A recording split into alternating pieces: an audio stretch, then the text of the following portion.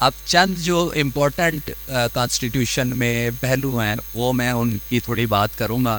پھر جو ہے میں آپ لوگوں سے ریکویسٹ کروں گا کہ اگر آپ کا کوئی سوال ہے تو وہ بتائیں۔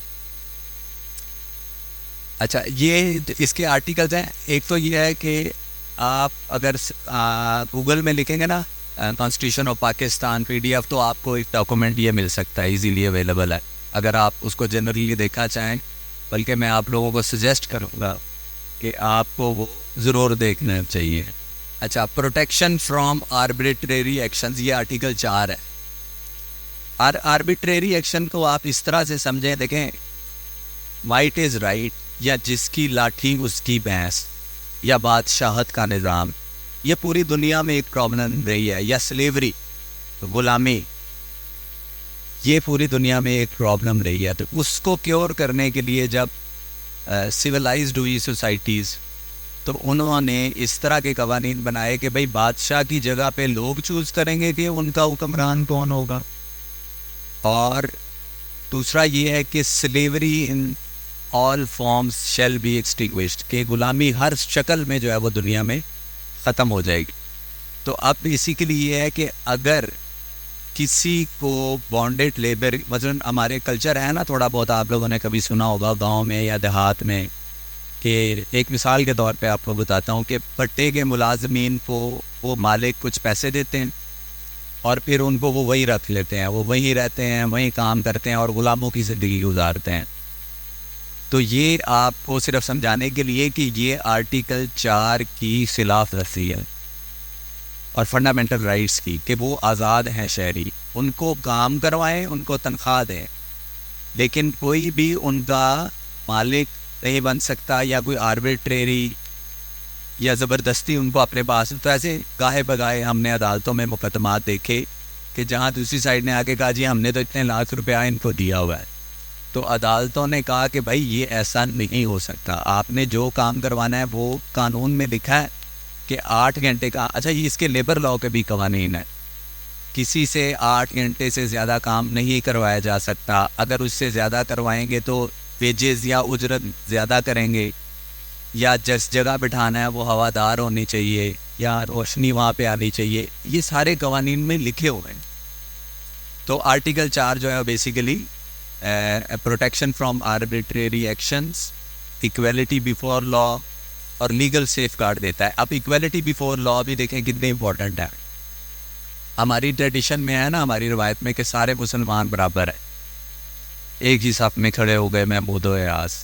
تو یہ پوری دنیا میں یہ قانون ہے کہ ایک وزیر اعظم اور ایک عام آدمی، دونوں کا سٹیٹس سیم ہے، ذمہ داری مختلف ہو سکتی ہے۔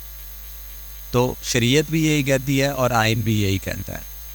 تو کسی کو بھی اس بنیاد پہ حقیر نہیں سمجھا جا سکتا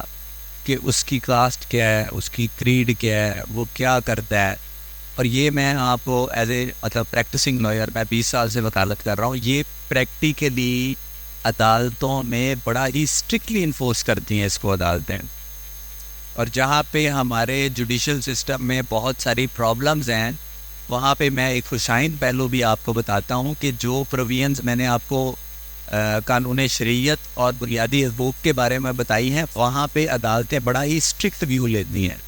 ایسا نہیں ہے کہ وہاں پہ عام مقدموں کی طرح سالوں مقدمے پڑے رہتے ہیں، ایسا نہیں ہے۔ یا یہ ہے کہ کوئی بندہ انفلوئنس کر لیتا ہے کہ بھئی یہ مقدمہ لیٹ ہو جائے، سویر ہو جائے اس میں، یا پولیس انوالو ہے، دوسری سائڈ پہ کوئی انوالو ہے۔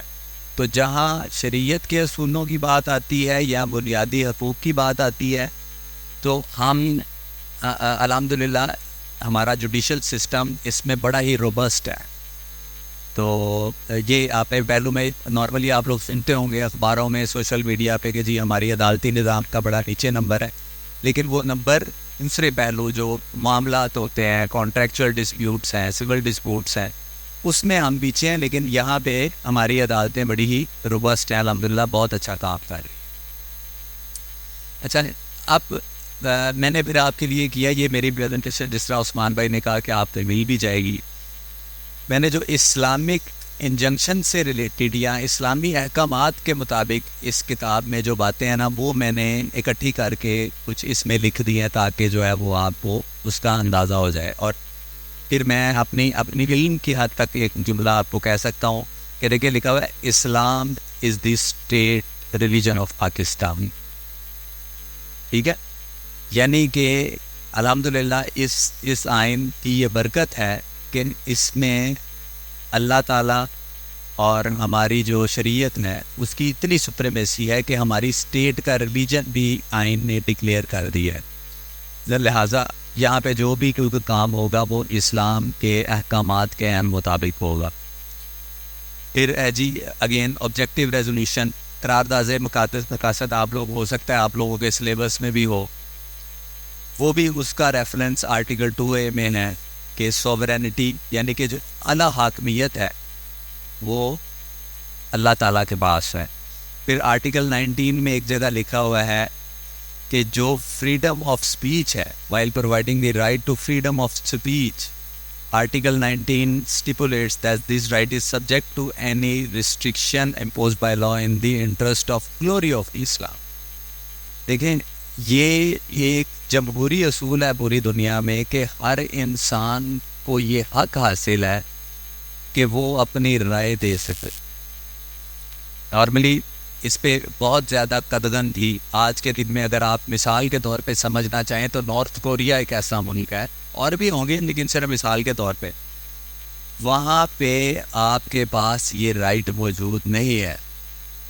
وہاں پہ کوئی شہری یہ نہیں اظہار رائے کر سکتا کہ جی یہ اسٹیٹ کام صحیح کر رہی ہے یا تنقید کرے اور کہے کہ یہ درست ہے یہ غلط ہے. وہاں یہ رائٹ موجود نہیں ہے. وہاں یہ ہے کہ جو کنگ کہے گا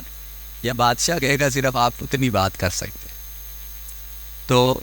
ہمارے آئین میں یہ لکھا ہے کہ فریڈم آف اسپیچ یس ہر انسان کے پاس حق کے راہ تہی جو ہے وہ کمپلیٹلی موجود ہے, لیکن اس کو وہ کوئی بات ایسی نہیں کر سکتا خدا نخواستہ کہ جو گلوری آف اسلام کے اگینسٹ ہو یا کسی حد تک متصادم ہو یا اس سے کوئی اس کا دوسرا پہلو نکلے.